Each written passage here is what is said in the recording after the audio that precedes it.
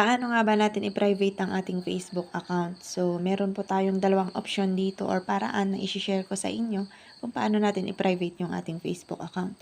So, open nyo lamang po ang inyong Facebook account. Pumunta po tayo sa mismong timeline nyo o mismong Facebook account natin.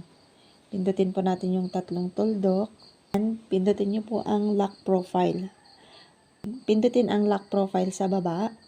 At sa ganyang paraan ay friends nyo lang ang makakakita ng mga personal information nyo at yung mga ina-upload nyo sa mga Facebook account nyo.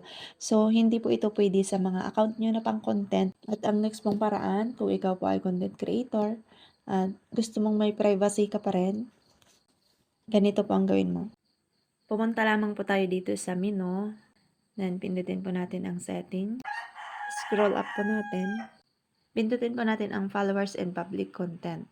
Pindutin po natin itong who can comment on your public post. Then, select po natin itong friends. Pindutin po ang save. Sa kanyang paraan, friends nyo lang ang pwedeng mag-comment doon sa mga pinupost nyo. Pero makikita pa rin ng hindi nyo friends ang mga pinupost nyo.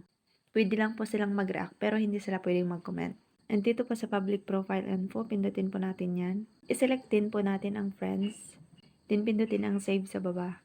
At sa ganyang paraan din ay friends nyo lang ang pwedeng mag-react at mag-comment sa mga public profile information nyo like profile picture, profile videos, cover photos, and short bio na nilagay nyo sa inyong Facebook account. And then mag-back po tayo. Mag-back po ulit tayo. Pindutin ang profile photo. Pindutin ang tatlong tuldok. Pindutin po natin ang edit. Scroll up po natin. Pindutin ang edit your about info dito sa baba. At nandito rin yung ating phone number, Gmail, at iba pang personal information natin. Ngayon, kung gusto natin itong i-private, halimbawa dito sa phone number, pindutin natin itong parang pencil sa right side.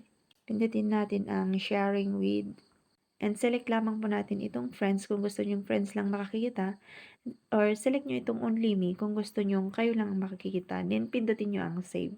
So, sa ganyang paraan ay naka-private na ang inyong Facebook account. Follow and share for more updates.